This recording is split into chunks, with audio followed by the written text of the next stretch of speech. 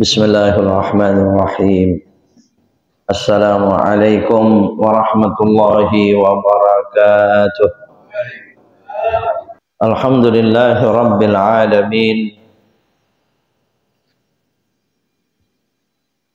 Alladhi arsyadana ila kulli ta'atihi wa imtithali awamirih. Walladhi nahana wa zajarana an kulli ma'siyatihi wa kufrih.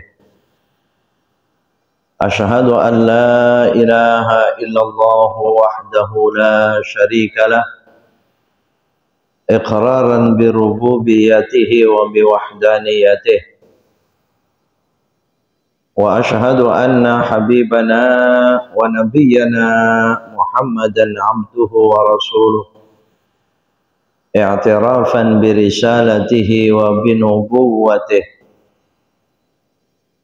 Allahumma salli wa sallim wa barik ala habibina wa nabiyyina Muhammadin asyrafil anbiya'i wa sayyidil mursalin wa ala alihi wa ashabihil muhtadina ila sabilih. Subhanaka la ilma lana illa ma 'allamtana innaka antal alimul hakim. Fa'allimna uluman nafi'ah fid dini wad dunya wal akhirah. Amma ba'd. Hadratul kurama wal fudala, para alim ulama, para asatidzah, segenap tokoh masyarakat dan sepuh masyarakat sekitarnya, wabil khusus yang ikut hadir bersama-sama, segenap takmir dan pengurus Masjid Al-Mubarak, bapak-bapak, saudara-saudara sekalian, kaum muslimin rahimakumullah, semua yang hadir pada kesempatan mulia pagi hari ini di tempat yang mulia ini. InsyaAllah kita semua hamba-hamba Allah yang senantiasa dirahmati, dimuliakan oleh Allah subhanahu wa ta'ala. Amin. Allahumma amin. Terlebih dahulu sekali lagi kita bersyukur kepada Allah subhanahu wa ta'ala atas segala hidayah, inayahnya, rahmat, nikmatnya. Pagi hari ini yang hadir insyaAllah senantiasa Allah rizkikan kesehatan lahir batin. Allah senantiasa memberikan kesehatan jasmani dan rohani. Yang ada sakit, ada penyakit, segera diangkat penyakitnya, disehatkan kembali oleh Allah, kita dan keluarga kita. Tentunya untuk bekal meningkatkan ibadah, taqarrub kita, taatan dan kesalahan kita kepada Allah di hari-hari mendatang. Dan pada pagi hari ini di waktu duha ini, kita semua kembali digerakkan oleh Allah subhanahu wa ta'ala hati dan pikiran kita, berupa ilhamnya, berupa hidayah dan petunjuknya, untuk muncul keinginan, ada rasa keinginan yang tinggi pada diri kita, kecenderungan yang tinggi untuk mau hadir bersama-sama di majelis zikir, majelis ilmu, majelis sholawat ini. Ini suatu hal yang sangat menggembirakan kita tentunya jika teringat akan fadilah keutamaannya. Namun maklum tentunya jam-jam segini ini diajak ngaji itu kayak salah alamat Pak, kayak salah waktu. Karena apalagi nih hari Minggu jam-jam segini ini yang enak ngapain ini Pak? Iya di rumah, selonjoran ya di rumah itu ya. Ya HP, ya remote. Iya, jadi untuk diundang hadir begini ini ya cukup berat. Cuma karena kita orang berilmu dan kita hamba saleh, kita tahu memang suatu ibadah kalau ada tantangan, apalagi tantangannya berat, kan kita tahu derajatnya lebih mulia, lebih besar, lebih tinggi, pahalanya pun lebih besar.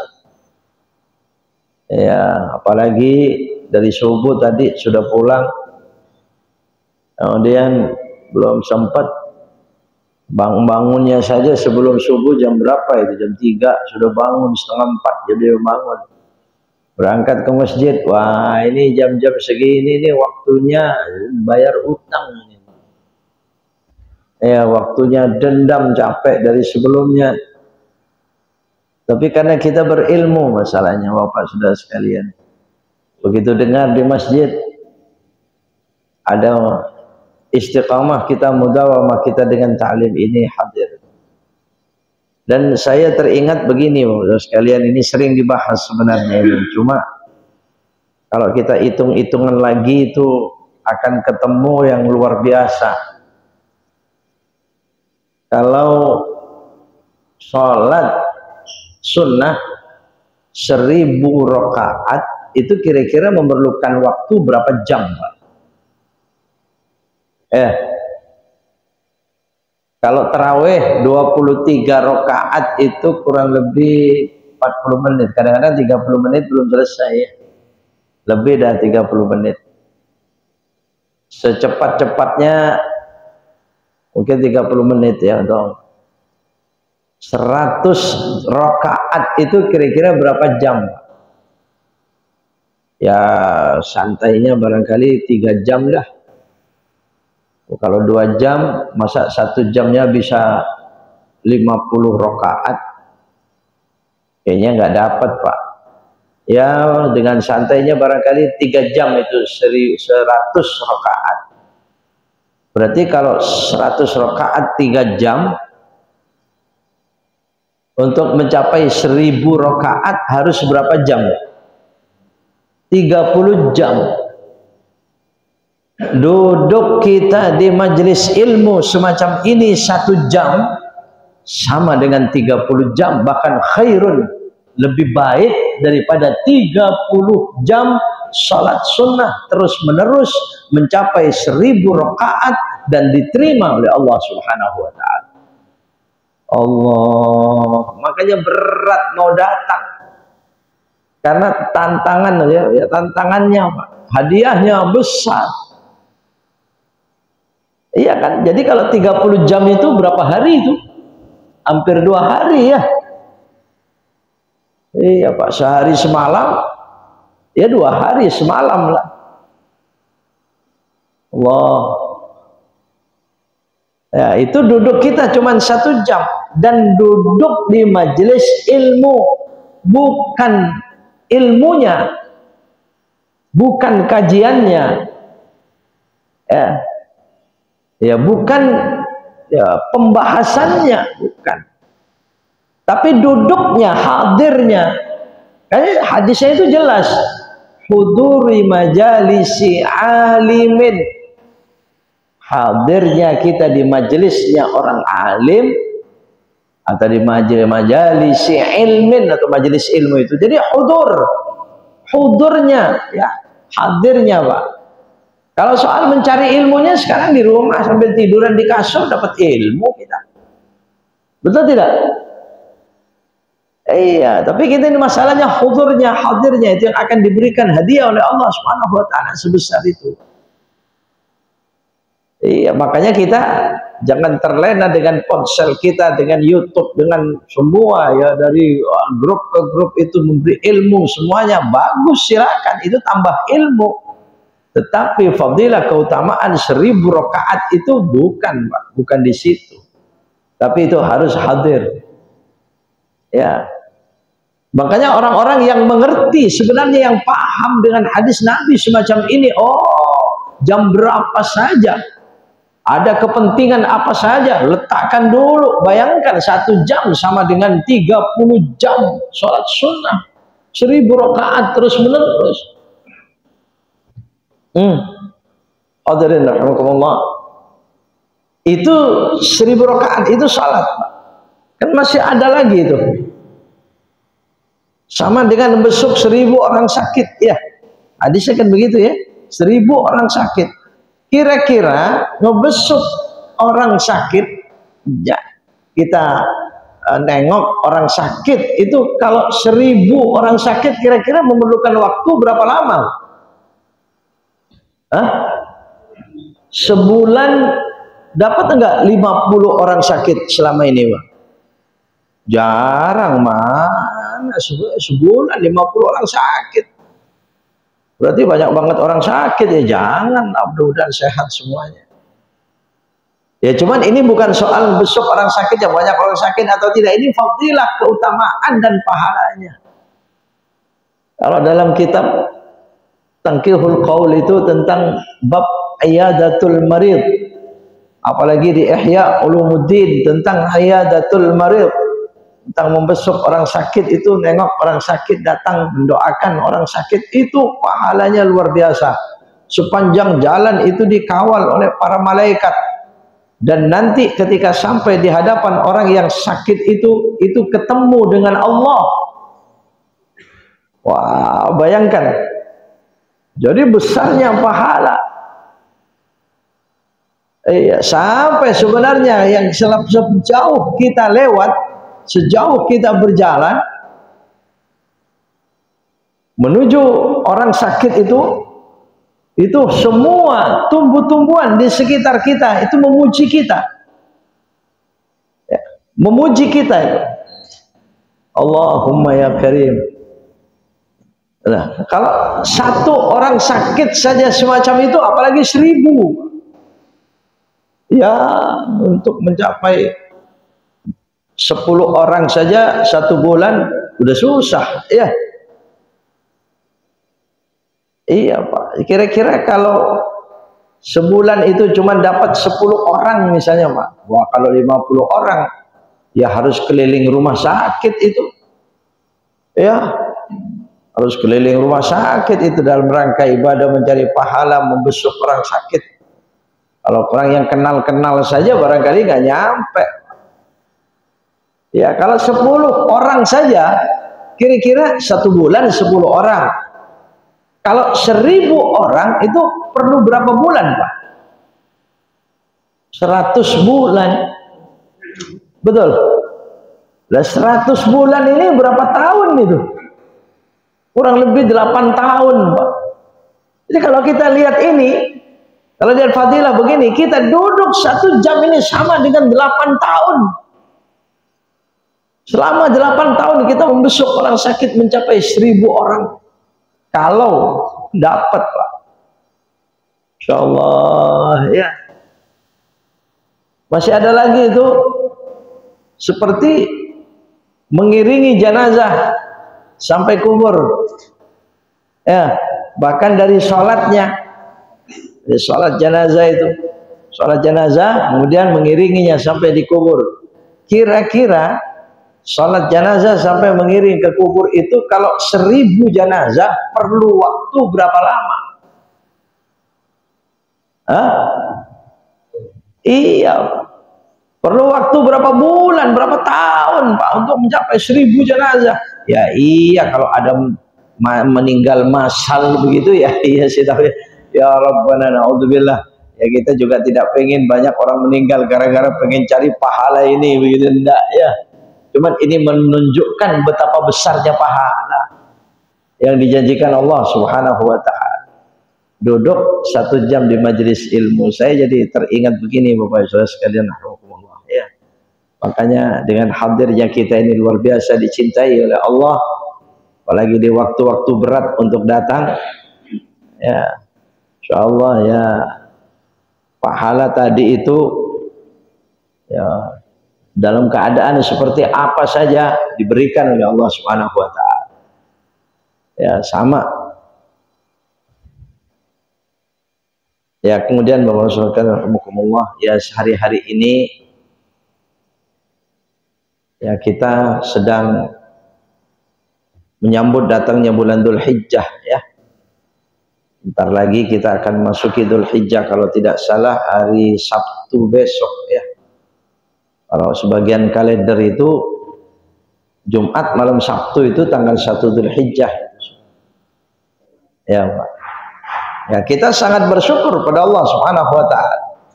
Kalau teringat fadilah keutamaan daripada Ramadan tapi sudah berlalu, ini sebentar lagi kita menyambut datangnya Dzulhijjah dengan keistimewaannya, keberkahannya, keutamaannya. Ya tinggal kita mau mengamalkan atau tidak ijazah-ijazah, perintah-perintah ibadah khusus di bulan Dzulhijjah itu. Alhamdulillah, karena ya saya sering teringat ya kalau di Idul Fitri itu didahului puasa, Idul Adha pun didahului puasa, Pak. Ya bahkan mulai daripada Dzulqa'dah saya sudah membahasnya pada saat itu, Pak. Kalau tidak salah subuh waktu itu saya ingat itu. Kalau puasa mencapai 3 hari di bulan Dzulqa'dah atau Dzulhijjah atau Muharram atau Rajab itu, kalau bisa Kamis, Jumat dan Sabtu, maka Allah akan mencatat pahala baginya seperti ibadah 900 tahun. Bayangkan 900 tahun puasa 3 hari di bulan Dzulqa'dah atau Dzulhijjah.